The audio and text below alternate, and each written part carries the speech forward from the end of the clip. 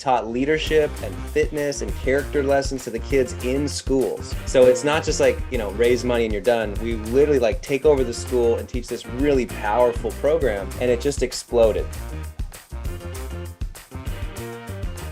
What we did is we started to see right away, like in school with these parents, millions of parents, we've given 30 million live lessons in classrooms. We know how kids learn. It has to be fun and practical together as one. That's the only way that kids learn.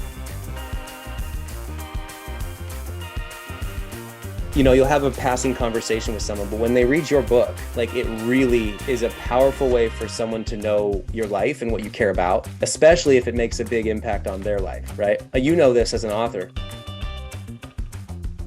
Hey, Chandler Bolt here, and joining me today is Scott Donnell. Scott is the best-selling author of a book called Value Creation Kid: The Healthy Struggles Your Children Need to Succeed. And with over 6 million families served, Scott is the leading voice in helping parents teach their kids good money skills, something they don't get taught in school. And he's also the host of the Smart Money Parenting, a worldwide podcast for families, and has just launched the world's first bank account for kids and teens that plays like a game. Is called GravyStack.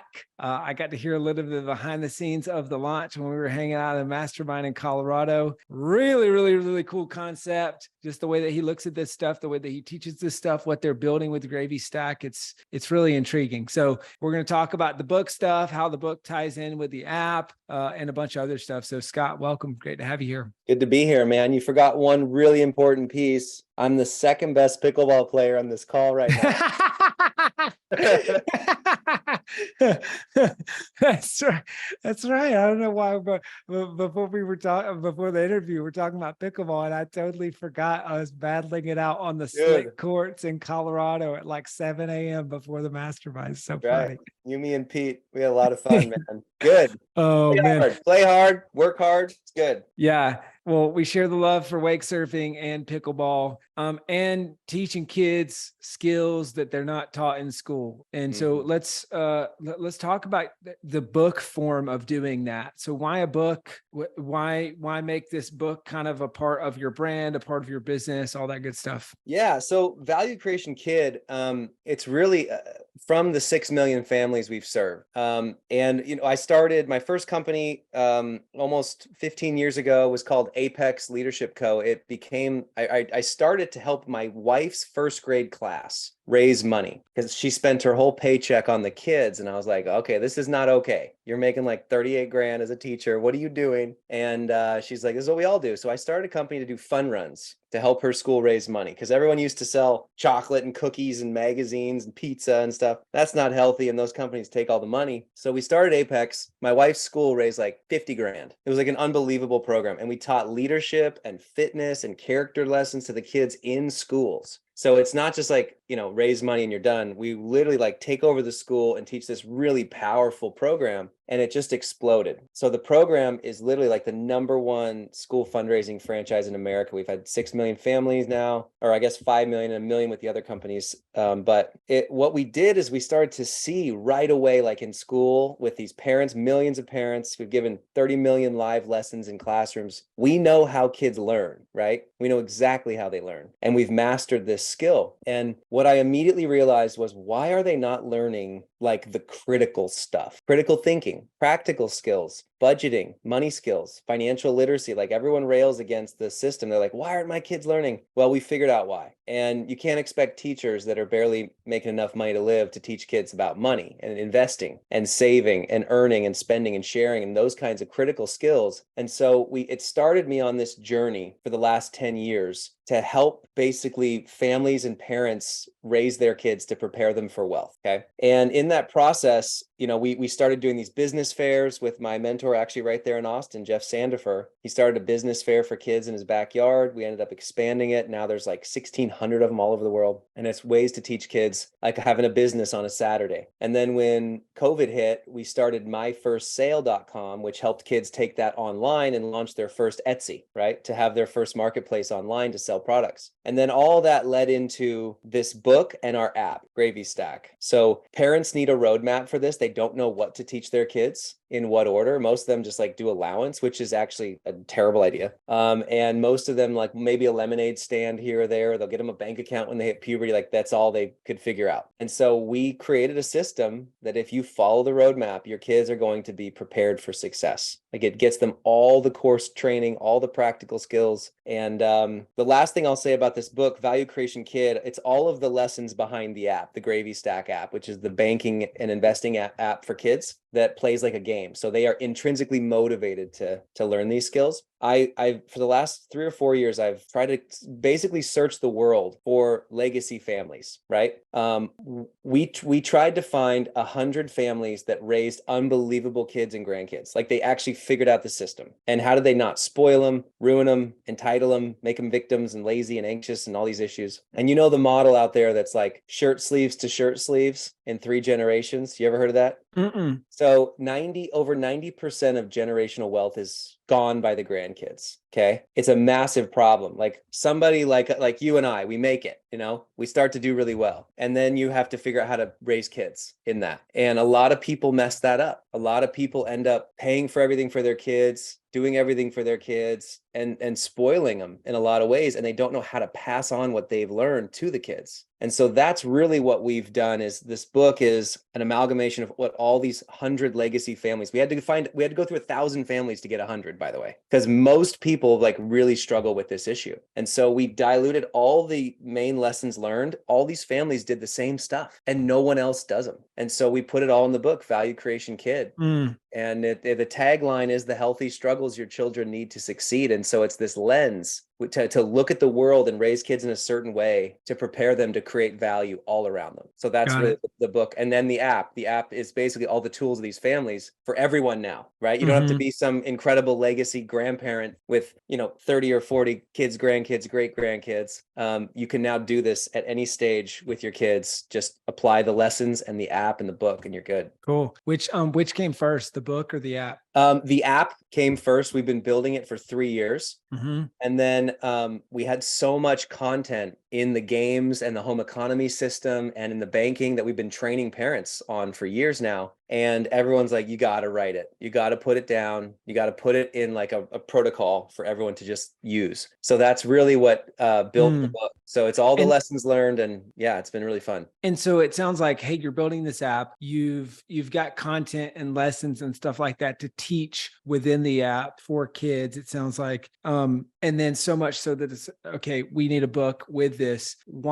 Why pull the trigger on a book? It feels like, hey, if you're spending 3 years building this app, like, the app is obviously the priority. Like, why insert a book into the mix? And so how do you see the book helping grow the app kind of long term? Yeah. So for us, it was distilling the lessons in words. And, I know a lot of your audience is book writers. They love reading books. When you go through the process of writing a book, it forces you to distill the strategies, the protocols, the stories. It makes you think hard about it. And in the book writing process, we did it ourselves. We had some help with some of the publishing stuff and a lot of the marketing help. We just hit Wall Street Journal bestseller list, which was awesome. And it's starting to rip and it's starting to be referred everywhere, which is so fun to watch. But as we went through the process, we realized, oh, wow, there is a system here.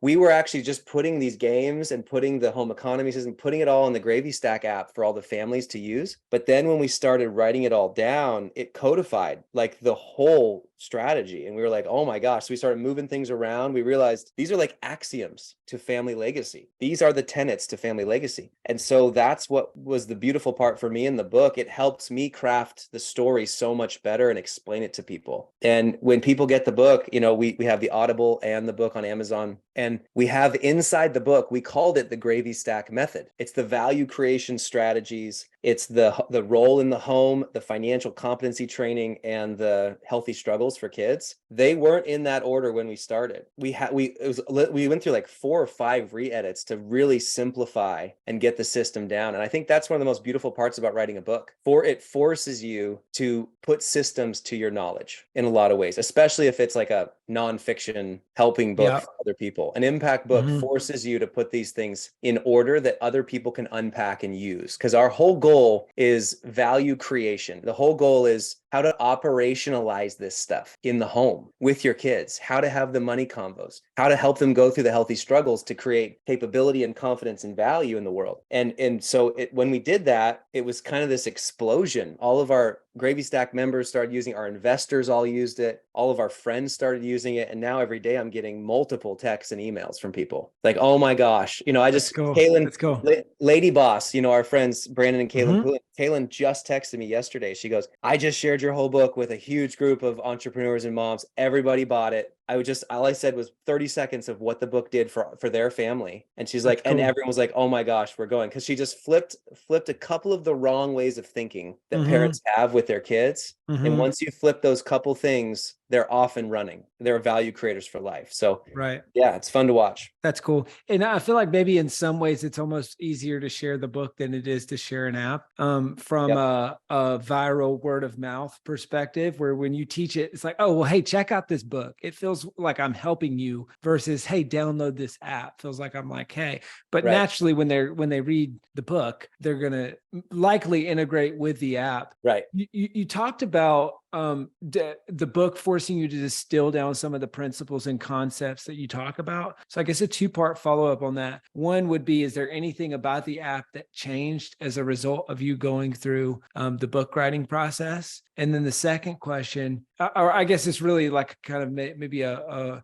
different side of the coin. If nothing changed there, did that just change the way that you communicate it maybe? And so it's almost like the core thing is the same, but the way that you're communicating it is more clarified. How did that play out for you personally? Yeah, we actually, by doing the book, we clarified a lot of the messaging and the features in the app as we were building it. So the app is huge. We've got 30 patents on it. Our goal is 50 million financially competent kids, which is going to take over, the world. We're going to be one of the top 5, top 10 apps out there. And in doing so, we started meeting with families and talking through this legacy work. And the number one thing that we crystallized in the app was something called the home economy system. We are anti-allowance. I'm going to be very open about that. Allowance is connected through a bunch of research. It's connected to a lack of motivation and an aversion to work. Even if you pay for chores, there's just a lot of issues with allowance. It's basically a salaried employee or a social form of socialism. And so what you want to do is connect value creation to the reward for the kids. And so this home economy system that we built in the app, it literally is this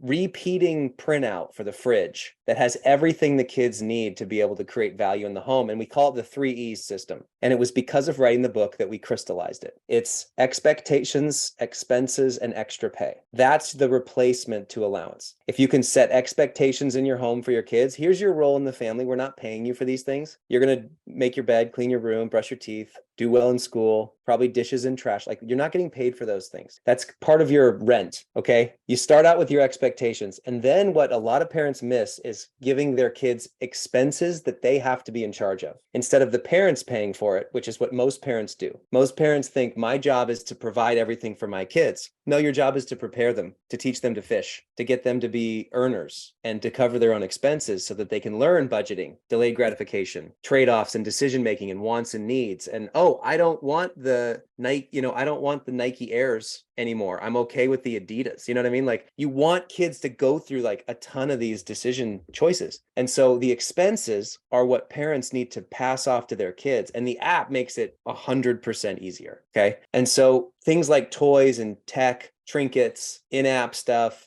sporting equipment, clothes even, birthday presents for your friends, social outings with friends. If you're going on a trip with your friends or a mission trip, whatever, the kid's job is to prepare and earn money around the house to pay for those things. Once you do that, the last E, right, is called extra pay. We call it home gigs. So we have 55 home gigs that kids can do, and it repeats all the time, and it's one click to get paid in the app. So it's this system now that kids are literally doing like a mini economy in the home. It's what all these legacy families did. They just never had like a language to put to it. And so a lot of them, by the way, invested in GravyStack. We have like 80 investors, and about 40 of them are these legacy families that said, if you can build this, not only are we going to use this with our grandkids and our kids, but you're going to change the world. And so we made these like repeatable gigs. They repeat daily, weekly, monthly. It's like literally one click, super simple. We give you a printout for the fridge so kids know at all times what they need to do. And it does so many benefits for mom and dad. It's crazy. Like no more conflict over chores, no more nagging, no more exhaustion, because a lot of parents go through the same spirals of conflict and behavior, and no more kids asking for money at all. In fact, one of the rules of GravyStack is kids can't ask parents for money again. Think about how much that frees a parent. Because usually when you get asked for money, right? Like if your kids are like, hey, dad, I want 20 bucks. Guess what? That happens all the time with any parent listening knows what we're talking about. If you say yes, you're slowly entitling and spoiling. If you say no, you're the bad guy, and now it's me versus you. With GravyStack, it's like, okay, buddy, let's go to the chart. Let's go to the home gigs, see what you can do to get that extra 30 bucks. And by the way, we also teach them it's not just 30 bucks because you're auto saving and you're auto sharing before you can spend. Because we have a money machine that literally shows the flow of the coins through their accounts and the flow of money. That's how kids learn, by watching the flow of their money in through the revenue streams and out into the jars. And if they spend or share, it's like pops out a red bubble and shows them where their money's going, right? That's a critical piece when we get into the digital world. So we've really just like put this all together in a system for families to make it really easy to create kids that create value. So yeah, that came That's from cool. writing the book. That language I just gave you literally came from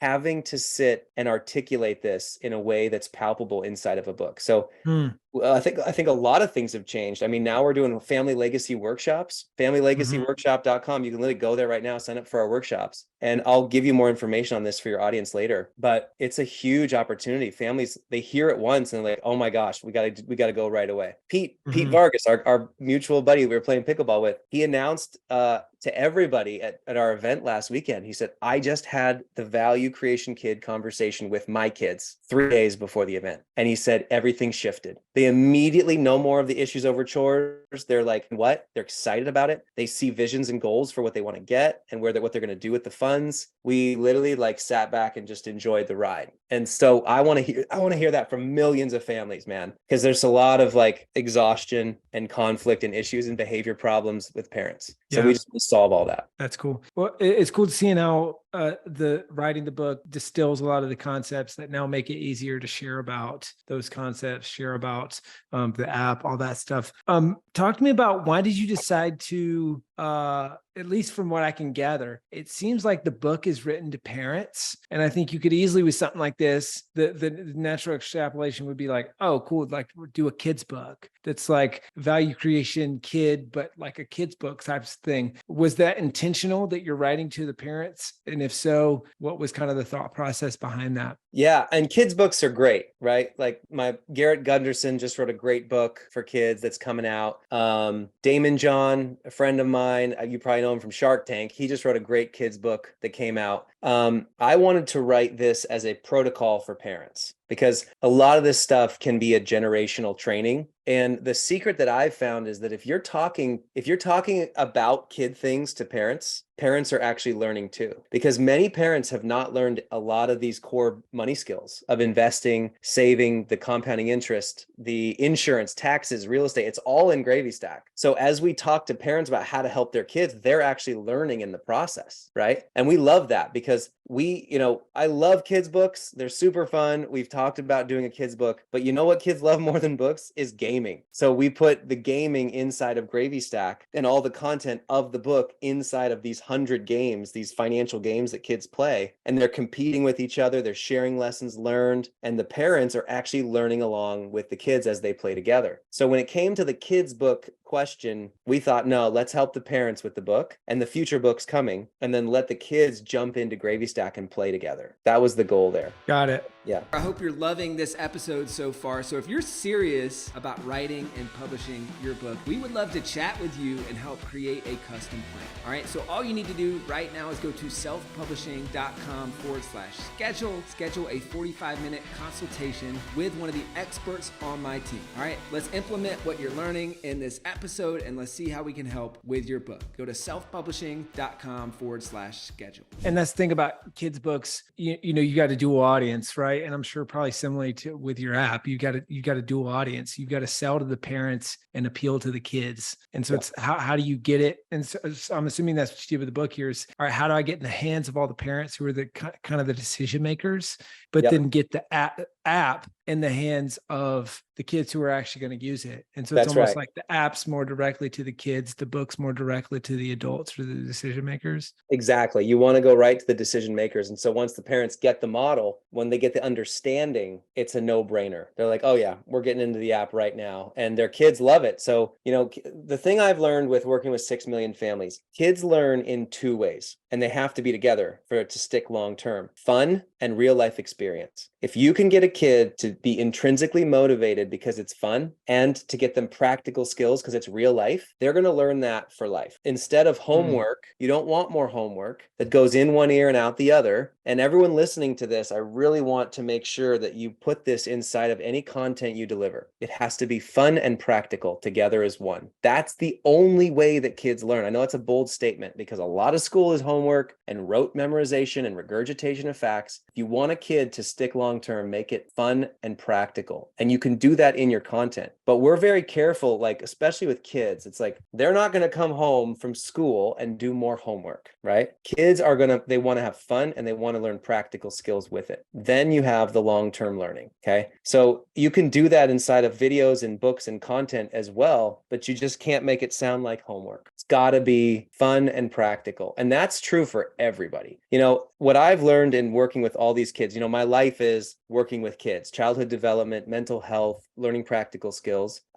When things stick for kids, they stick for everybody. Okay. Let me tell you a quick story. Do you know when we were in elementary school, I don't know if this happened for you, but everybody in my town had like Macintosh computers. Like they gave all the elementary schools Mac computers when we were kids. And we'd play like the gorillas throwing bananas and trying to knock each other out in the tank games. That's what we would do. And Mavis Beacon typing, but we were all on Macintosh computers as kids. And Apple actually gave out like, I don't know how many, it was like 1 million or millions of these like at cost to school districts so that they could watch kids use computers. And this is a really interesting point that I don't think anyone's ever realized. They were watching me in first grade touch the computer screen intuitively. They were watching me try to like launch the banana by touching the screen and swiping. The swipe, the iPhone screen, the touchpad, that all came from watching kids. If you create something that's intuitive enough for a kid to get, then everyone will follow along. And that's true in almost every business model. Interesting. That's true in almost every business model that I've ever seen that goes worldwide.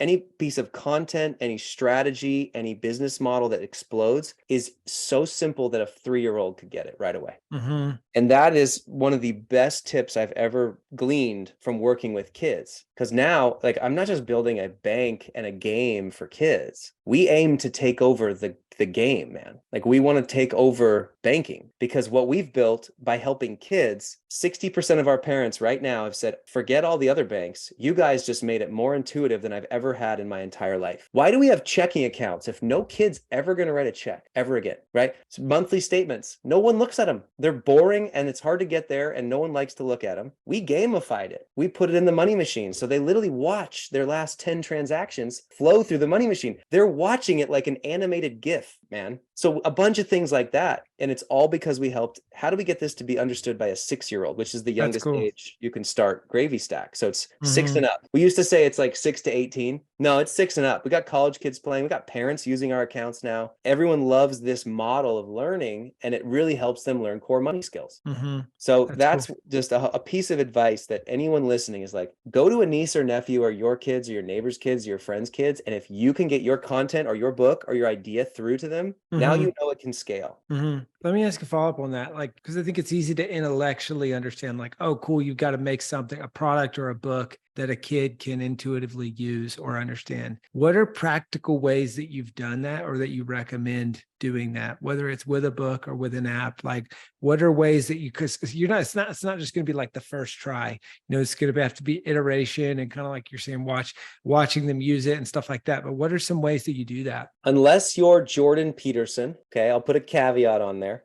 He and I were just in an article together last year in the Toronto Financial Times. He's the only human that scares the heck out of me. When he speaks, it like hurts your brain, okay? But that's also part of what makes him so brilliant. He articulates things that are difficult concepts, but he can articulate them in such a palpable way, even though he uses big words and incredible like diction. Most people are not. I am not Jordan Peterson, and most people are not Jordan Peterson. And if you try to be Jordan Peterson, I think it's not going to land well with your audience. What lands well with an audience is bumper stickers and easily understandable concepts. Stories land with audience. This is why Trump talked like a fourth grader. Okay. This is why like the best speakers in the world have an 8-year-old level of talking.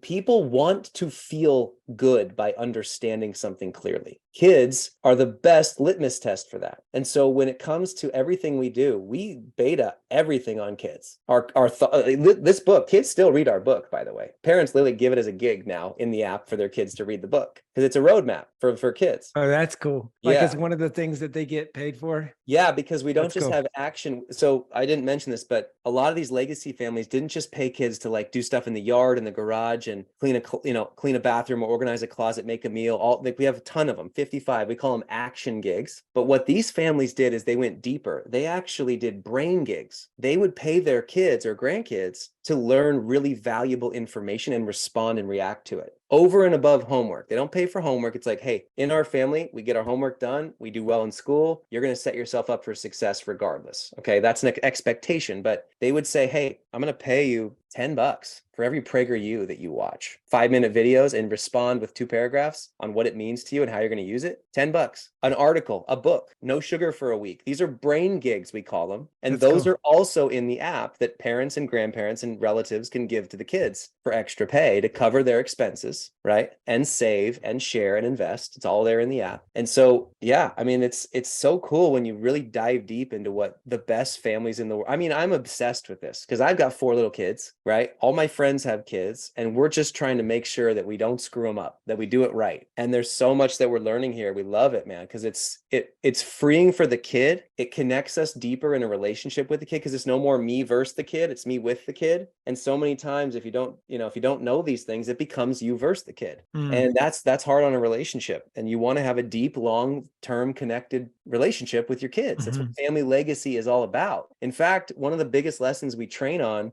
kids need heritage, not inheritance. So many people spend their whole lives working so hard for the kids, making money for the kids. I provide for my family. What matters way more is time clocked with your kids. What you do with them, the life lessons and the connection comes with your kids, not for your kids. And so for us, it's so much more about what you leave in them than to them. And if you just like try to leave a bunch of money and assets for your kids and they're not trained, that's going to be damaging long-term for generations to come. This is what ruins families way more often than not. I'm not saying don't give them things, but there's a strict system that all these legacy families practice the way to prepare kids for wealth. And if you don't do it that way, you're just trying as hard as you can to make as much money as you can and grow your wealth and protect your assets and die with enough money for the next generations. It's like, no. Your kids need to learn to fish. Yeah. Like it's the lottery, the lottery principle. People that win the lottery, they all go broke and it ruins their lives like 98% of the time. That's what happens when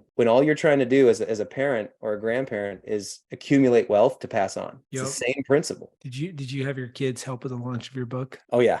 We took videos. We took videos. Actually, my daughter's in the book. She just did her first business and her story's in the book. Last year, she did Reagan's Flower Power. She's 7 years old now. So last year, she had flowers in vases. She went to the local business fair. She sold out all 60 vases. She made like $280. And we took a hilarious video of what she wanted to do with them money. So we taught her the auto save. She gave 10% to our church. And then with the rest of the money, she planned on like first her needs and then her wants, because we start pass off expenses. And she literally paid her brother, my son Sawyer, he was 4 years old at the time. He had a full-on body sign that said, "Go see my sister's booth." And he walked around with this like full body sign for the whole fair. She paid him $4 for that, by the way. That's it. 3 hours of like sweating, running around trying to get customers. She paid him $4 of her 280. So we took a video of all that and we used that for the launch of the book. But yeah, so much fun, man. So much fun. That's awesome, man. That's awesome.